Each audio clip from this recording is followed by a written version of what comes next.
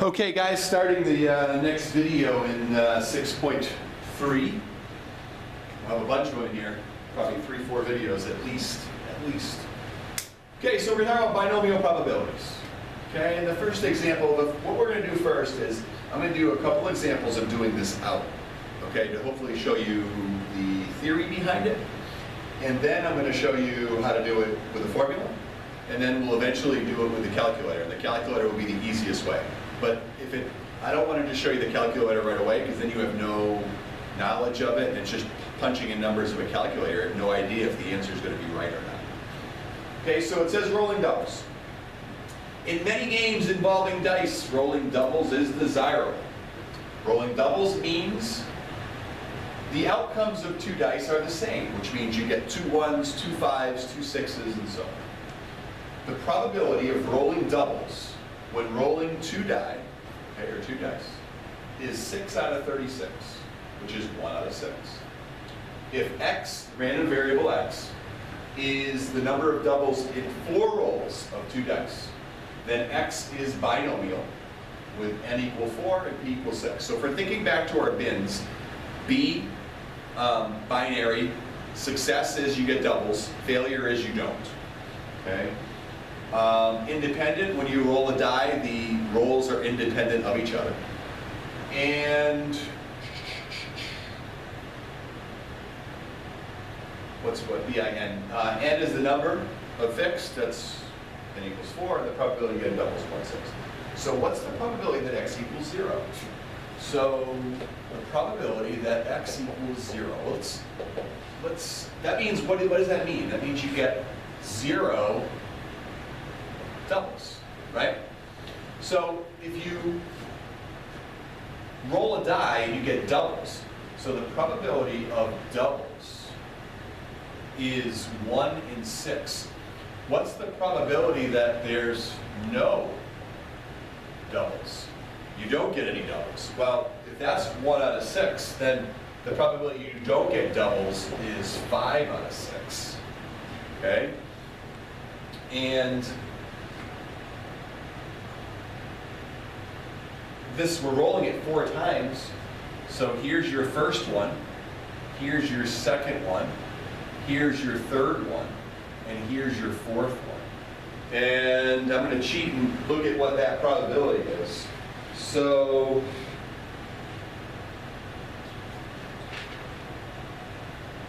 that's going to be 5/6 to the 4th, which is 0.482. 5/6 to the 4th, which is 0.482. So almost a 50% chance that if you roll the die 4 times, you will not get any zeros. I mean, you won't get any doubles. Probability the random variable x equals 0. Okay, so independent events, you can multiply them. That's the multiplication rule. Now the next one's not so easy. Okay, the next one's not so easy. The probability that x equals 1. Well, that's 1 set of doubles in 4 rolls. Okay, so we got to figure out how many different ways that can happen. So if we think of success equaling doubles and failure equaling no doubles, then let's say you roll doubles on your first shot. Okay, you're rolling the die 4 times. You get doubles on the first one, so that's going to be a success. Now, if it's the probability that x equals 1, that means that you must fail on the other 3. Okay, so the first time you get doubles, the other times you don't. Okay, now we could also get doubles on your second roll. So you fail on the first roll. Let me make a little more space. You fail on the first roll, and then you're successful, and then you fail and you fail. You get doubles on the third of the 4 rolls, so that would be fail, fail, success, fail. Or you can get doubles on that last one. There's 4 different ways this can happen. Oops. Success in the last one. Okay? So if they want to know when x equals 1, there's 4 ways that can happen. You can get it in your first roll, your second roll, your third roll, your fourth roll. Okay? So let's figure out what these probabilities are. Probability of success is 1/6. Probability of failure is 5/6. So that would be 1/6 times 5/6 cubed. And then this one, it's going to be the same thing. Remember, multiplication, the order is not important. We still just have 1/6, and we have 3 5/6.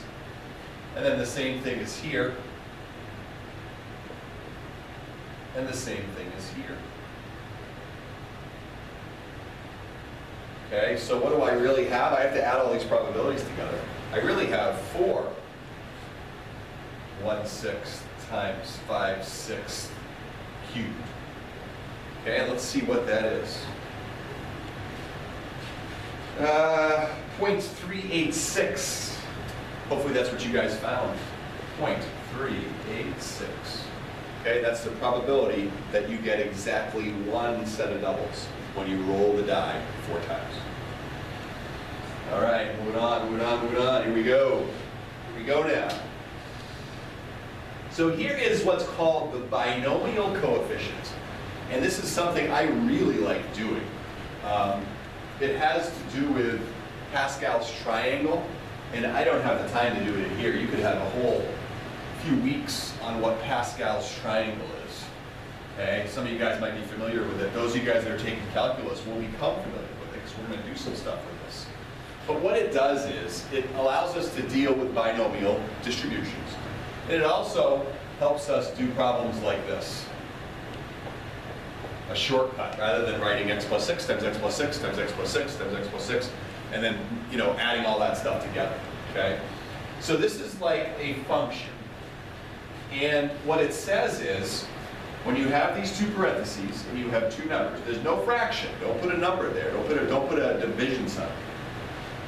The top number factorial over the bottom number factorial times the top minus the bottom factorial. So an example of that would look like this. Let's say I had 6, 2. Well, that's going to be 6 factorial over 2 factorial times 6 minus 2 factorial, which is 4 factorial. Now factorial is, like if I had 3 factorial, that's 3 times 2 times 1. If I had 5 factorial, that's 5 times 4 times 3 times 2 times 1. If I had 7 factorial, 7 times 6, you get the idea. Okay, so the way that I simplify these, you can do it with a calculator. But this is 6 times 5 times 4 times 3 times 2 times 1. This is 2 times 1, 4 times 3 times 2 times 1. Well, cancel, cancel, cancel, cancel. 30 divided by 2 is 15. Okay, now the calculator will do this for you, but I want you to get an idea of what this stuff is. You just are typing things into a calculator. You could push a wrong button and get the wrong answer. I want you to have an understanding of what these things are. Okay? So, the way that we read that, okay, this is 6 choose 2. Okay? You can write it this way. 6 choose 2. Okay? And there's one fact that you need to know. If you have 0 factorial, that's equal to 1. Doesn't equal 0. Okay? That's like a rule that goes with it. So it says 5, 2. I want you guys to try that. 5, 2. Get an answer. Go.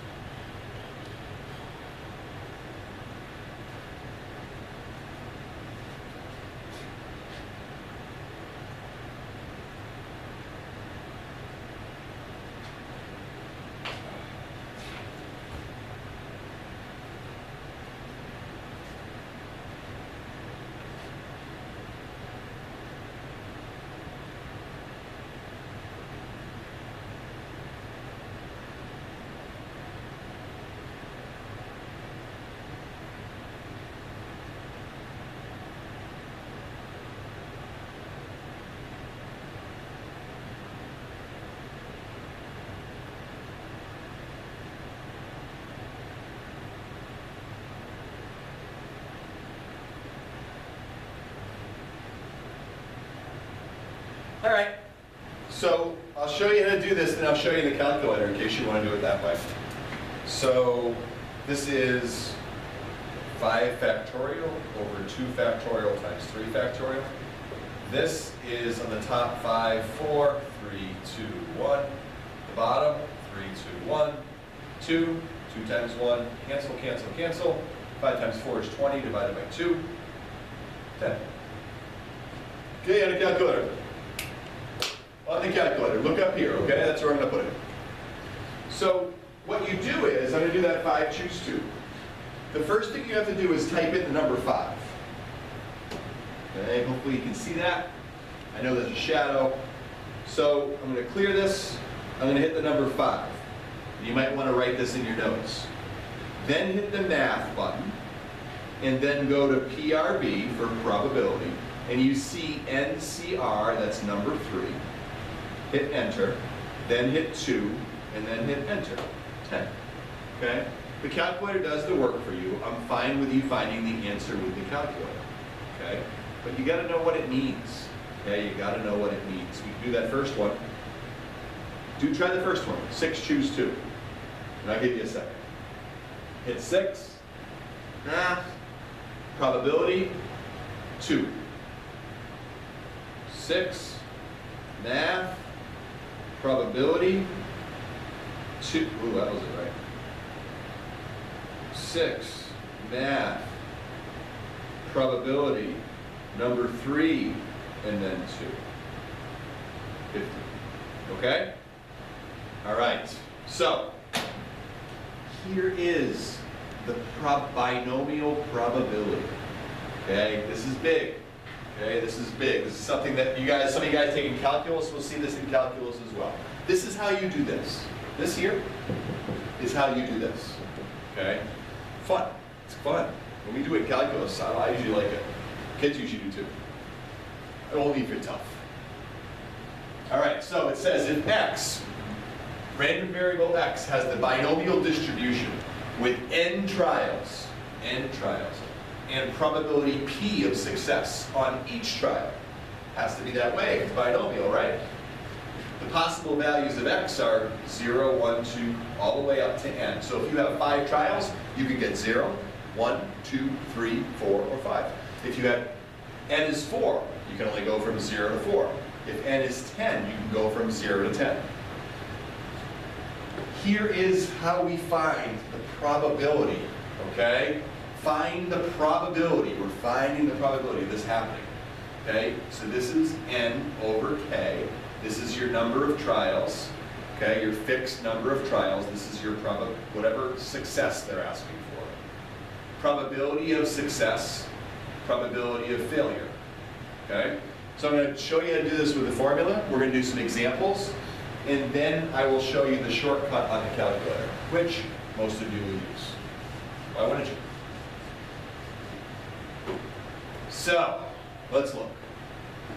When rolling 2 dice, the probability of rolling doubles is 1 out of 6. Suppose that a game player rolls the dice 4 times, which just sounds weird, hoping to roll doubles. Find the probability that the player gets doubles twice in 4 attempts. So, n equals 4. Okay? N equals 4. The probability of success is 1 out of 6. P equals 1 out of 6. And x, in this case k, all right, equals, what, 2? I think that's the way, I think the book uses x. And I want to try to be consistent for you. I want to try to make this easier for you rather than difficult. Let me just see if that's what the book says. Yeah, x is 2. Okay? So, okay, here we go. So, I'm going to write in here, parentheses, 4, 2. Then I have P, which is the probability of success. That's 1/6. I take that to the k power, or in this case x, so this is squared, times 1 minus p, the probability of a failure, if this is probability of success, a failure is 5/6. Okay, and then we take, this number is found by taking n minus x or n minus k, so that's going to be a 2. And now we're going to do the math. Okay, so for 2, that's 4 factorial over 2 factorial times 2 factorial. 4 times 3 times 2 times 1. 2 times 1, 2 times 1. Some of you guys might have done it on a calculator. That's fine. 6 times 1 over 36 times 25 over 36. So we would do all of that out and find an answer of 0.116. 0.116. Okay? That's how we do that. Part B. Should the player be surprised if he gets doubles more than twice in 4 attempts? Justify your answer.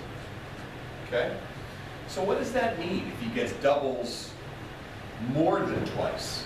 If you're rolling the dice 4 times and you're trying to see if you get doubles more than twice, that would mean that you'd have to have, we're looking for the probability that x equals 3 plus the probability that x equals 4.